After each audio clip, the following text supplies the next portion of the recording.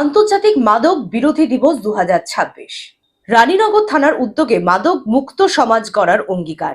আন্তর্জাতিক মাদক বিরোধী দিবস উপলক্ষে রানীগড় থানার উদ্যোগে স্থানীয় বিদ্যালয়ের ছাত্রছাত্রীদের নিয়ে একটি সচেতনতামূলক কর্মসূচির আয়োজন করা হয়।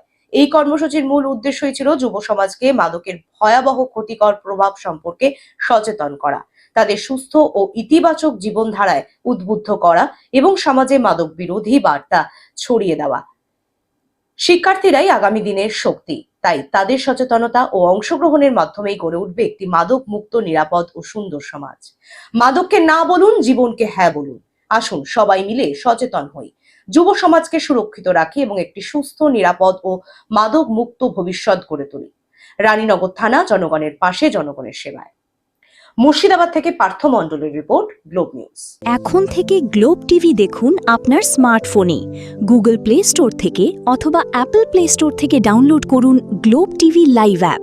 এছাড়াও জিও টিভি অ্যাপ থেকে দেখুন গ্লোব টিভি লাইভ।